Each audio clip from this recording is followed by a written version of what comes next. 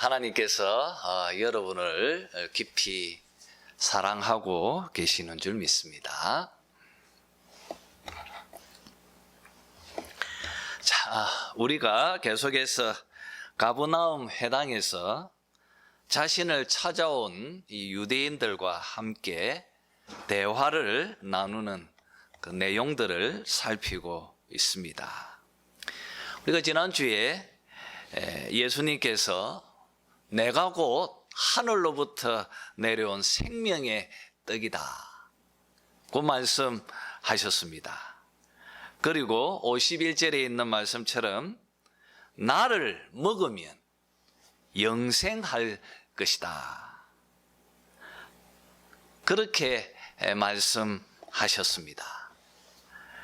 그리고 내가 너희에게 줄 떡은 바로 세상의 생명을 위한 내 살이다 그 말씀해 주셨습니다. 이 말씀에 담겨 있는 의미들을 우리가 지난주에 함께 나누었습니다. 여러분, 예수님의 이 말씀을, 이 말을 듣고 있는 유대인들은 이해하지 못했습니다. 그래서 오늘 우리가 읽은 52절에서 그들은 서로 다투게 되어집니다. 그러면서 푸념하듯이 이렇게 말합니다. 이 사람이 어찌 능히 자기 살을 우리에게 주어 먹게 하겠느냐 이렇게 말을 합니다. 여러분, 지금 예수님은 상징을 지금 담아서 상징으로 말씀을 하시는 것이죠. 다르게 말하면 좀 은유하는 것입니다. 조금 더 전문적인 용어로 보면 예수님이 지금 내 살을 너희에게 준다고 말하는 이 표현들, 그리고 내가 생명의 떡이다라고 하는 이런 말들은 다 그림 언어입니다. 그런데 하나의 상징화되어져 있는 상징적 언어이고, 그리고 또 비유하는 것이고 또 은유하는 것입니다. 하나의 그림 언어입니다. 그런데 이들은 예수님이 이 말을 하고 계시는 그 상징적 의미, 그 예수님의 의도를 알려하지 않고 오히려 이 말을 문자적으로만 받아들이고 있는 것을 봅니다. 그래서 이렇게 말을 하는 것이죠. 어찌 자기 살을 우리에게 내어주겠느냐 이렇게 말하는 것입니다.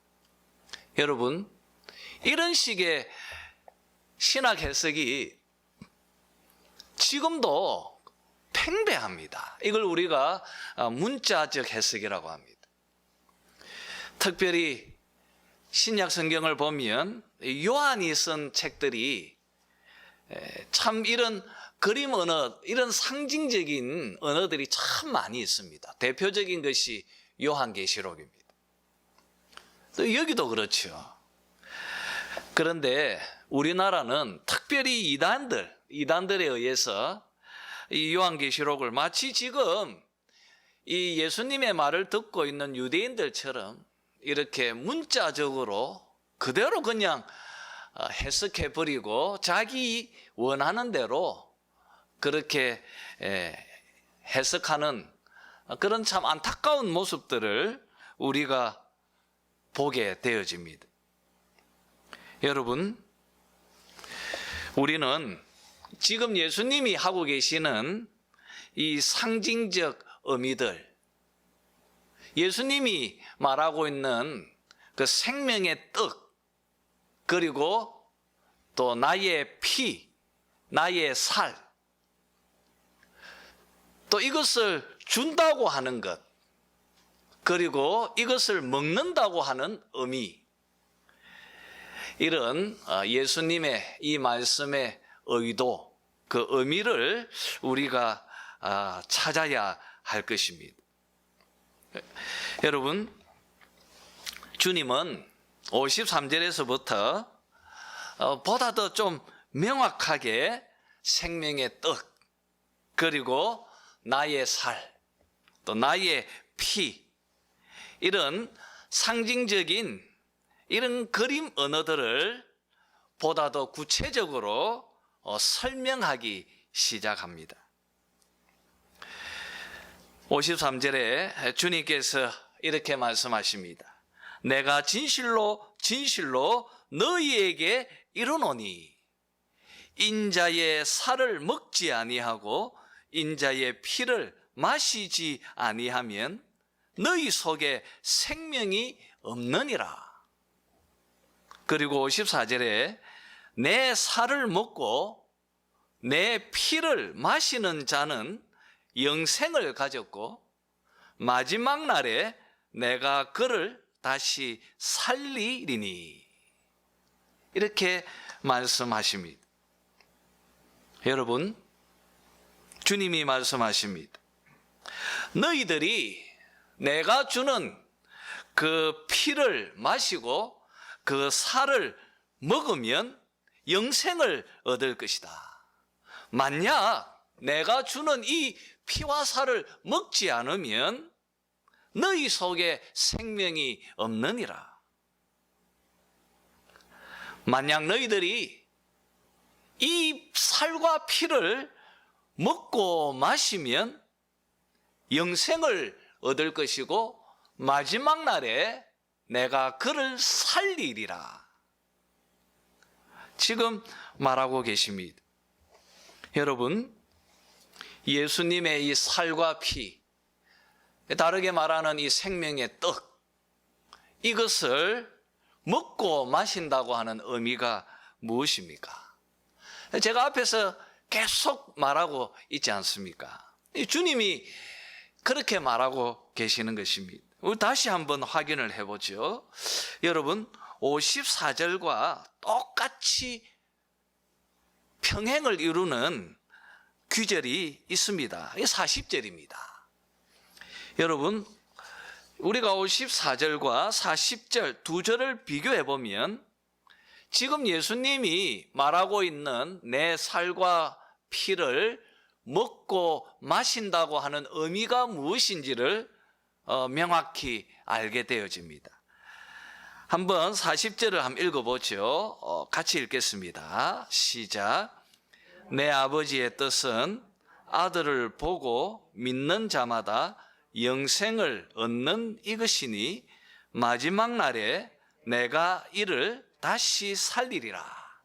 여러분, 오늘 54절과 40절을 비교해 보면 내 살을 먹고 내 피를 마시는 자 하고 아들을 보고 믿는 자, 이것이 평행을 이루고 동격의 의미라는 것을 알게 되어집니다. 내 살을 먹고 내 피를 마시는 자는 영생을 가졌고요, 아들을 보고 믿는 자마다 영생을 얻는 것입니다. 이들은 똑같이 마지막 날에 주님께서 다시 살린다고 말하고 있습니다. 여러분, 지금 예수님께서 내가 너희들에게 주는 이 살과 이 피를 먹어야 한다.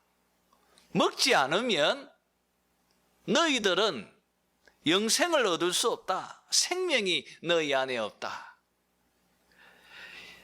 내가 너희들에게 주는 이 살과 이 피를 먹고 마시는 자마다 영생을 얻는다. 여러분, 이 무슨 의미입니까? 40절에 있는 말씀처럼 바로 예수님을 믿는 것입니다. 예수님을 믿는 것입니다. 나에게로 오라, 나를 먹어라, 나를 마셔라, 뭐 이런 모든 표현들, 요한복음에서 묘사하고 있는 이런 표현들은 다 믿으라고 하는 말과 동격의 표현이라는 것을 우리가 알게 되어집니다. 여러분, 주님께서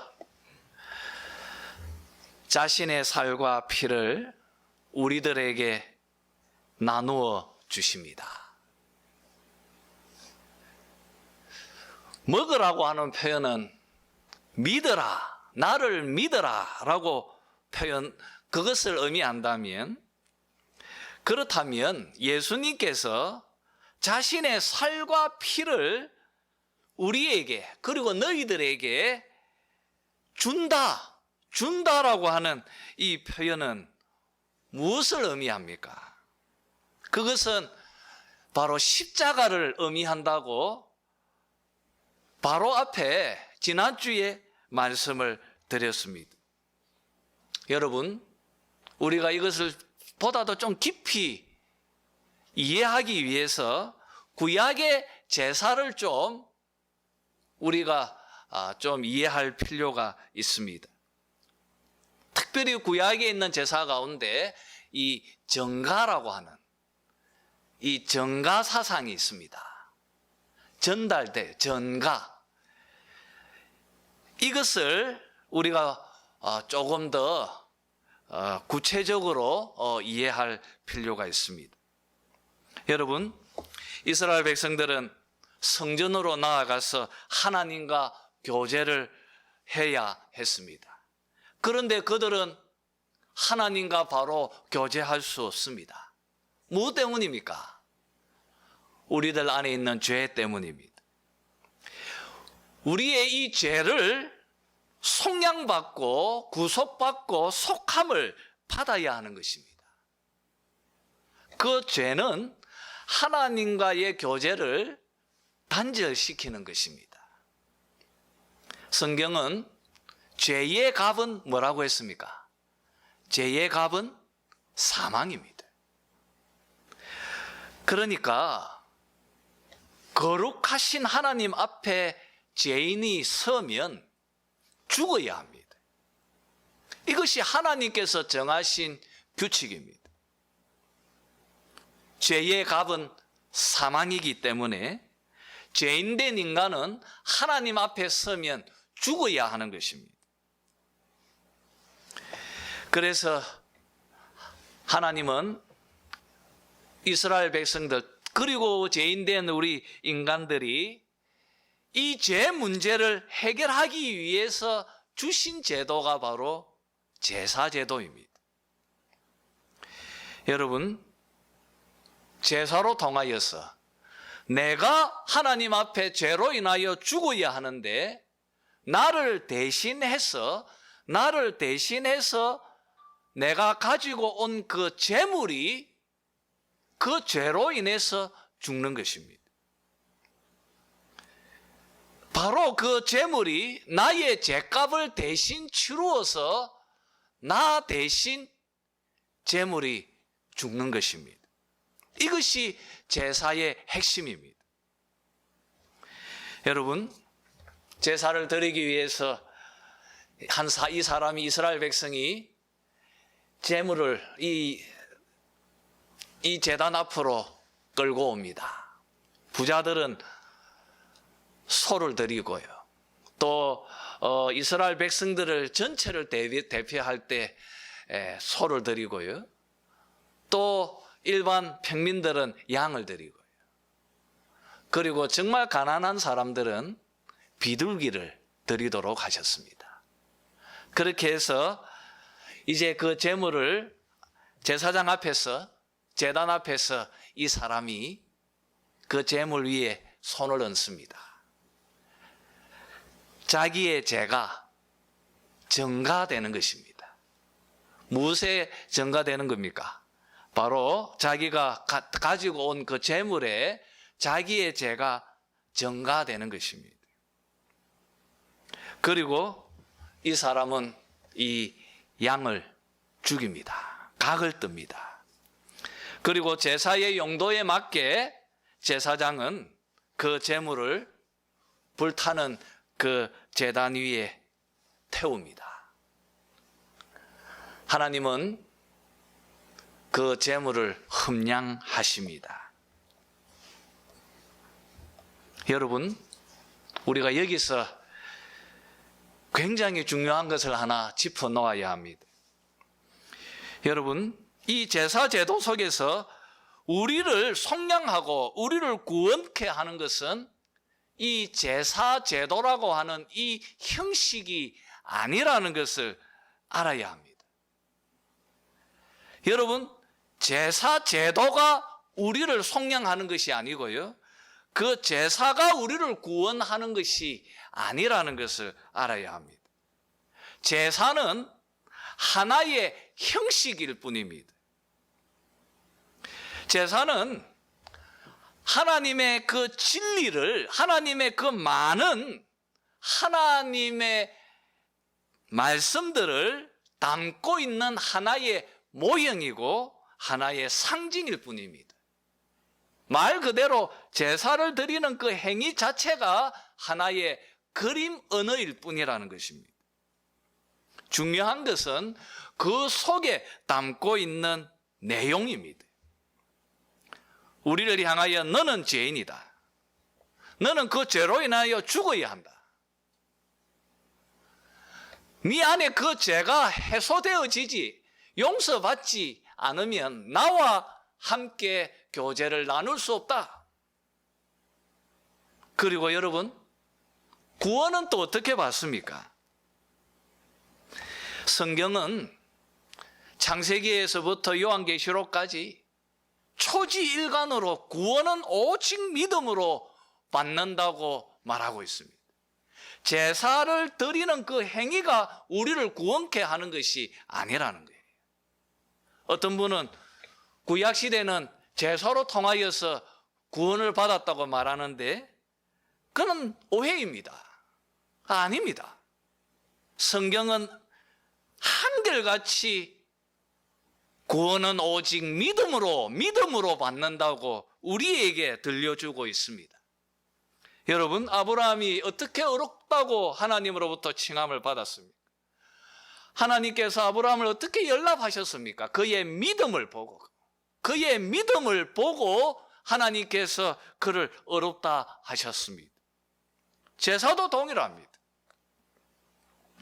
제사 제도가 우리를 구원하는 것이 아니라는 거예요. 제물을 드릴 때, 그때 이 제물이 나의 죄를 대신해서 죽었다고 하는 그 어린 양을 믿는 바로 그 믿음으로 구원을 받는다는 것입니다. 이 어린 양이 나를 대신해서 죽었다고 하는, 그래서 하나님께서 나의 죄를 용서해 주셨다고 하는 그 사실을 믿는 그 믿음으로 구원을 받고 믿음으로 죄 용서를 받는다는 것입니다. 여러분, 구원은 믿음으로 받는 것입니다. 제사, 이것도 그 핵심은 드리는 자가 하나님 앞에 갖고 있는 바로 그 믿음입니다. 그래서 하나님은 말씀하셨습니다. 의인은 오직 믿음으로 살리라. 의인은 오직 믿음으로 살리라. 그렇게 말씀하셨습니다. 여러분, 이 제물이 나와 하나가 되어서 나의 죄가 그 제물에게로 전가되어져서 하나님께서 그 죄를 받으시고 용서해 주셨다는 것은 믿음으로 가능케 되어지는 것입니다. 구약은 신약의 그림자이고 신약의 근거입니다. 구약이 없다면 신약은 아무런 의미를 지니지 않고 또 근거를 가질 수 없는 것입니다. 여러분, 제사제도는 예수님의 이 십자가의 구속사역, 그의 속량, 그의 속전의 모든 것에 대한 근거이고 그리고 거기에 대한 실체입니다. 지금 주님께서 오늘 말씀을 통하여 이 구약의 제사제도에 근거해서 내 살을 너희에게 준다. 내 피를 너희에게 준다. 너희는 그것을 먹어야 하고 너희는 그것을 마셔야 한다. 너희들이 나를 믿으면 너희들이 영생을 얻게 될 것이다. 여러분, 주님께서 나의 살과 나의 피를 너희에게 준다고 말하는 그 말의 의미는 지금 주님께서 십자가에서 달려 죽을 것이라고 하는 자신의 죽음을 지금 예고하고 있는 말씀이라는 것입니다. 나의 살을 너희들에게 내가 주겠다. 나의 피를 내가 너희들에게 주겠다. 이 말은 이제 내가 하나님의 어린 양이 되어서 너희들의 죄를 내가 대신 짊어지고 내가 십자가에서 죽을 것이다. 너희의 심판을 내가 대신 받을 것이다. 이 사실을 너희들은 믿어야 한다. 내가 너희들에게 주는 이 살과 피, 이 십자가, 이 내가 하나님 앞에 드리는 이 제사행위, 이것을 너희들이 믿어야 한다. 이 십자가를 믿어야 한다. 그것이 바로 나의 살을 먹는 것이고 나의 피를 마시는 것이다. 이것이 바로 내가 생명의 떡이라고 하는 그 떡의 의미이고 그 떡에 담겨 있는 참 내용이라고 주님께서 말하고 있는 것입니다. 여러분, 주님은 55절에서 이것을 보다 더 명확하게 이렇게 말씀하십니다. 내 살은 참된 양식이요 내 피는 참된 음료로다. 내 살은 참된 양식이요 내 피는 참된 음료로다.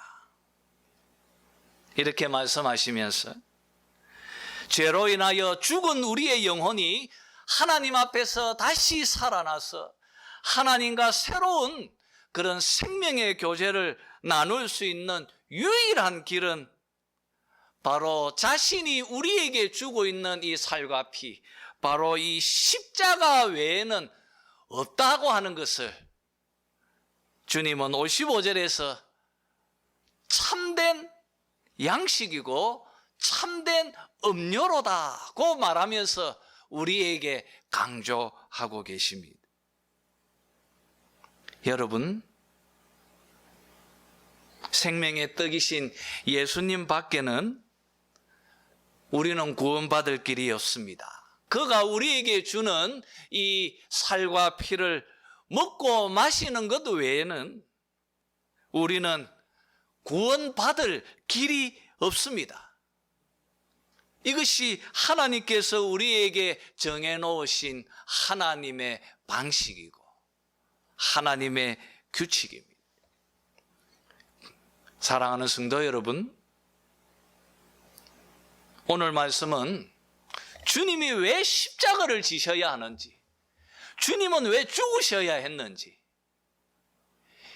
하나님의 아들이신 예수님께서 왜 인간의 몸을 입고 이 땅에 오셨는지, 그리고 그가 왜 지금 이 십자가의 길로 가고 계시는지, 그리고 왜 자신은 죽어야 하는지, 요한복음은 이 질문에 대해서 아주 소상하게 교리적으로 우리에게 답변을 이렇게 주고 있는 것입니다. 사랑하는 성도 여러분, 구원받을 이름은 천하의 예수 외에는 없습니다. 십자가 외에는 구원받을 길이 없습니다. 왜냐하면 주님이 주시는 바로 그 살과 피가 참된 양식이고 그리고 참된 음료이기 때문입니다. 이렇게 말씀하신 주님께서 56절에서 내 살을 먹고 내 피를 마시는 자는 내 안에 거하고 나도 그의 안에 거하나니 라고 말씀하시면서 제물과 제사자의 이 연합을 한 번 더 우리에게 들려주고 있습니다. 여러분, 나의 죄가 제사를 드리기 위해서 가지고 온 그 제물과 하나가 되어야 합니다. 하나가 되어야 합니다. 그래서 서로 제물과 드리는 자가 연합되어져야, 그래야 나의 죄가 그에게로 전가되어지는 것입니다.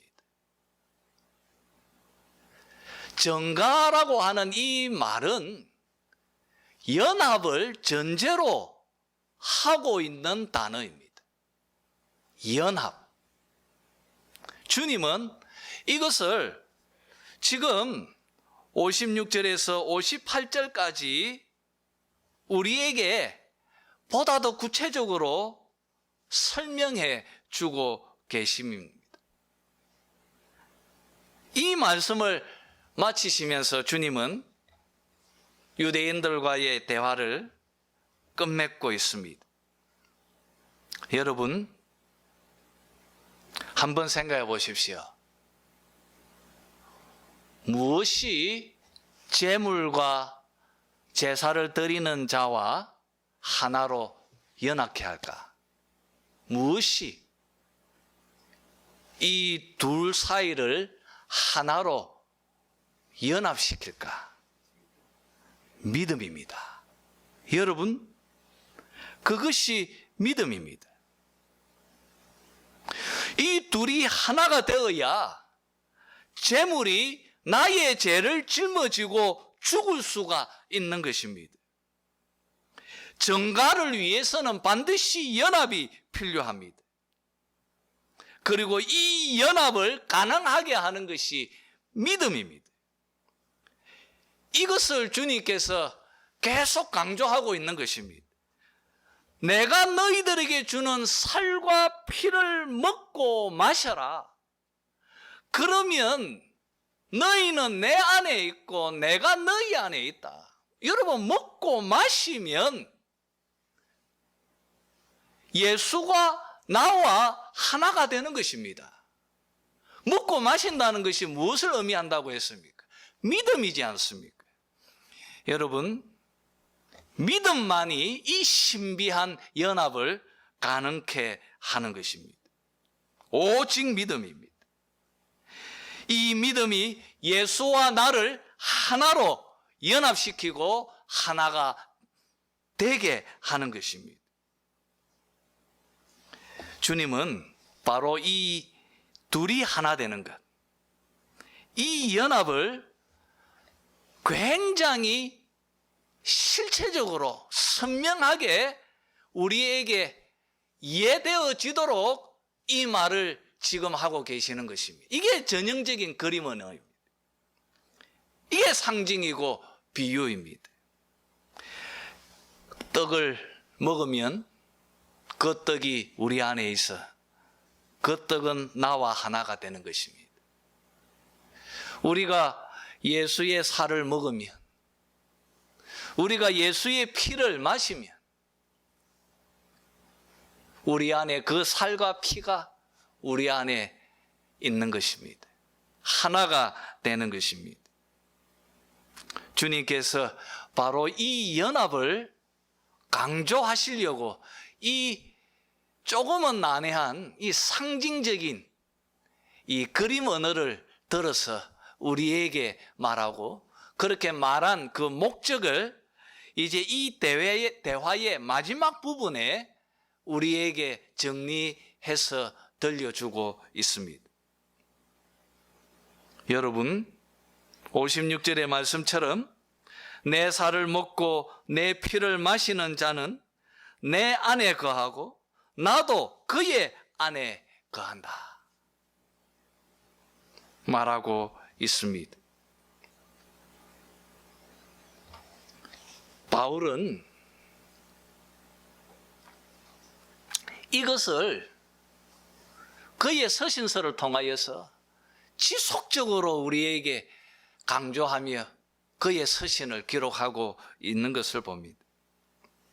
우리가 예수님과 연합해서 예수님께서 죽으실 때 누구도 죽었습니까? 나도 같이 십자가에서 죽었습니다. 예수님께서 부활하실 때 나도 같이 부활한 것입니다. 주님께서 하나님 우편에 앉으실 때 나도 같이 하나님 우편에 앉은 것입니다.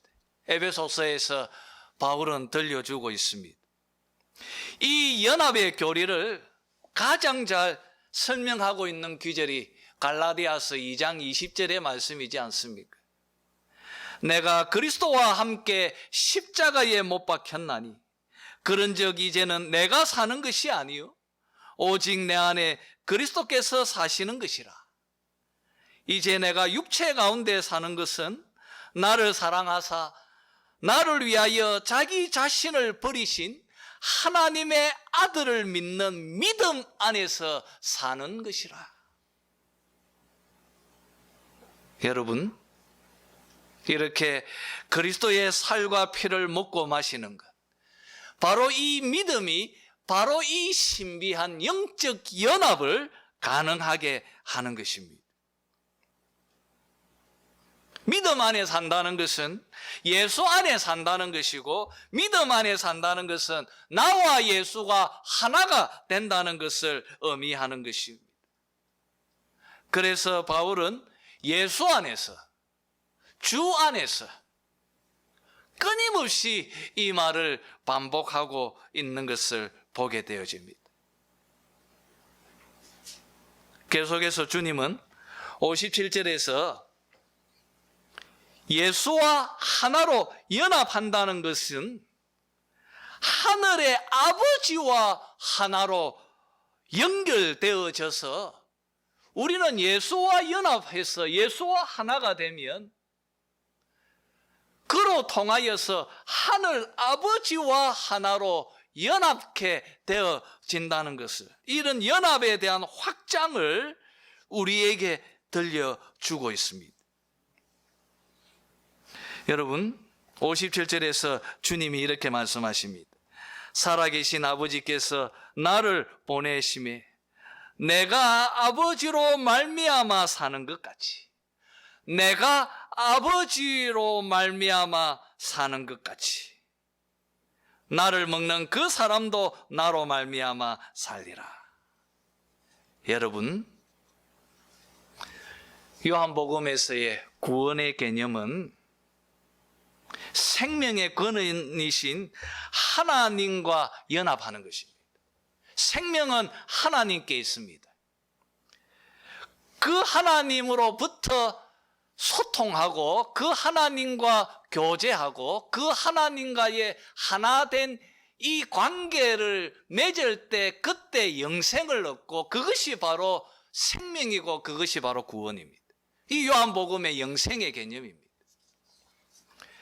내가 아버지로 말미암아 사는 것 같이 주님도 아버지와 하나로 연합하여 하나로 한 몸으로 그와 함께 하기 때문에 주님이 바로 이 생명의 문이 되고 생명의 길이 되고 구원의 그런, 여러분, 길이 되는 것입니다.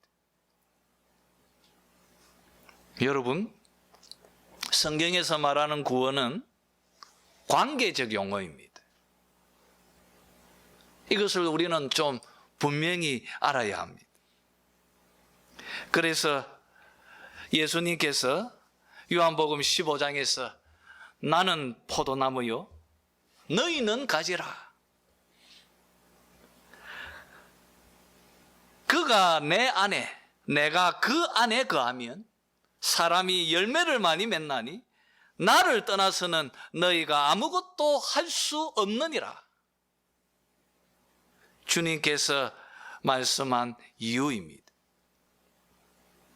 여러분, 우리가 예수의 살과 피를 먹으면 포도나무 대신 그 예수 안에 사는 가지가 되는 것입니다. 아들이 아버지로 말미암아 사는 것처럼 우리가 아들과 함께함으로 그 아들로부터 아버지의 생명으로 우리가 사는 것입니다. 이제 말씀을 정리했으면 합니다. 오늘 말씀은 너무나 중요한 복음의 요체라고 말할 수 있습니다. 예수님의 살과 피를 먹고 마시면 영생을 얻습니다. 이것이 너무나 중요하기 때문에 예수님은 예수님의 이 살과 피를 먹고 마신다고 하는 이 그림 언어를 지금 우리들에게 이 성찬식이라고 하는 이 성찬의 이 형식의 틀을 만들어서 그 안에 담아 놓아 주셨습니다. 우리가 성찬식을 통하여서 우리 육신의 눈으로 내가 그의 살을 먹고 그의 피를 마시면서 나와 예수가 하나로 연합되어져 있다는 것을 우리가 눈으로 목격하게 하신 것입니다. 이렇게 주님께서 만들어 놓으실 만큼 지금 이 말씀은 너무너무 중요하다는 것입니다. 다르게 말하면 내가 예수와 하나로 연합하는 것. 이것이 생명이고 이 신비한 이 영적 결합을 가능하게 하는 것은 오직 믿음이라는 것을 우리가 알게 되어집니다. 여러분, 성찬식도 동일합니다. 성찬은 하나의 형식입니다. 중요한 것은 이 성찬에 참여하는 바로 여러분의 믿음입니다. 그래서 성찬할 때 칼빈의 말처럼 믿음의 입으로 그 살과 피를 먹어야 하는 것입니다. 그럴 때 정말 성령께서 그 빵과 피가 참된 그리스도의 살과 참된 그리스도의 피가 되도록 우리의 믿음을 강화시키고 우리의 믿음을 성장케 한다고 가르친 것입니다. 사랑하는 성도 여러분, 요한복음의 핵심은 예수를 믿으라는 것입니다. 예수님을 하나님의 아들로 확실히 믿으시기를 소원합니다.